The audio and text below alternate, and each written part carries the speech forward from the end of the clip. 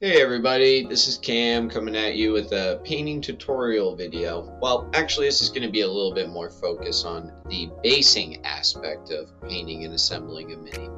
I went over it a little bit in my vampire count showcase video, but we're going to go a little bit more into detail on that process with this Night Elf Warrior mini that I'm going to be putting up for sale in my shop soon.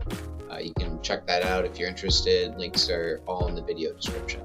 But anyways, right now I'm just doing some last minute detail work on the mini, getting it ready for the basing process. We're going to start this process off with a little bit of Elmer's glue. Again, in my other video I kind of showcased the specific one I use, but most brands will work fine. We're going to just apply a bit of that to the base, then a little bit of sand on top of it. Sand does a great job of absorbing materials, obviously, and glues and such, so it won't take too long for this to be ready for the next step. And the next step is going to be deciding what kind of color I want the base to be. Now, that's going to be a very important decision that I can't necessarily tell you what to do.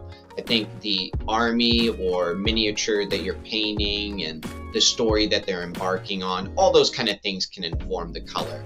So I'm painting a night elf here. Naturally, they're inclined to the woodland realms, and we're going to be going with some greens and earth tones and such, but later on I'm going to want to make sure that I give a little bit of splash of color to the base to give a distinction between the base colors and the miniature itself, because as you can see there are a lot of greens involved with the miniature, and we don't want everything to just be green.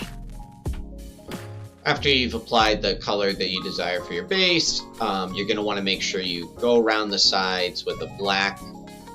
Other colors are perfectly fine. I just like to do black. It's kind of what Games Workshop does. All around the edges, just to make sure the model has a nice clean presentation. You know, so it's perfectly fine if you get some of the base color paints on the side there. Just make sure you clean it up afterwards.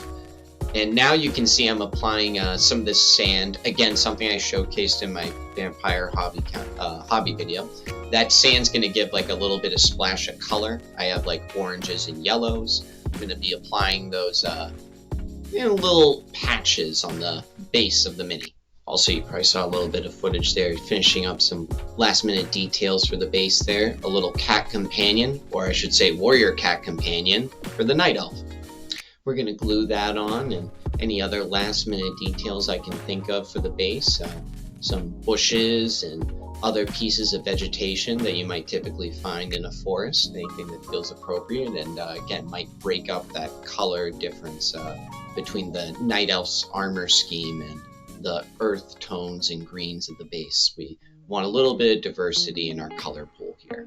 Then I'm just going to apply a little bit more splash of the sand I had mentioned earlier. Again, when you apply it in little clumps, it gives like this autumn kind of color effect on the base. You'll see what I mean in the picture showcase in just a few seconds. Really helps give that splash of the season that you're looking for.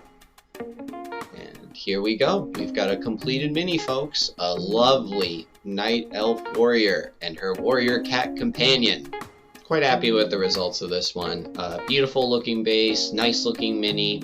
The miniature itself is from a very old World of Warcraft board game that came out when I was a kid. Got it from a family member way back in the day. Really cool game to play, but unfortunately I've lost so many of the pieces and stuff, and now I've kind of just started having fun with the miniatures at this point. It's funny, when I'm working on these, I can't help but think that when they were designing them and making the game that they would never get the amount of love and attention I'm giving them at this point. But you know what? I looked at it and I saw the potential and figured I'd invest the time. And as I've said before, I think when you do that with any kind of miniature or hobby that you have, you will be quite pleased with the results. But there is one last step that we have to do, and that's applying a seal over the model. I'm just using the Games Workshop hard coat. Some people prefer not to do this step. Totally fine. Because I plan on selling this miniature, I want to ensure the paint job and time I put into it is going to be preserved, and I'm going to be applying a coat here. A lot of people have actually told me they like the shine kind of effect that it gives on the model. So, I don't know. I think it's a nice thing to do, and I'm going to be applying a slightly light coat here.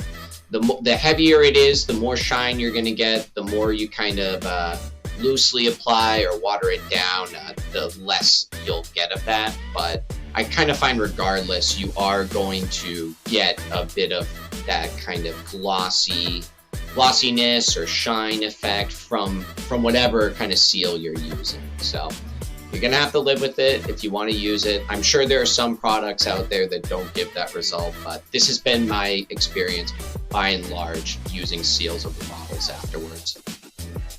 And there you have it, folks, the true final product right there before your eyes. Quite pleased with the results, as I said earlier. I hope that my basing tutorial here came in to help with your hobby adventures, and the dice are favorable the next time you roll them on the tabletop.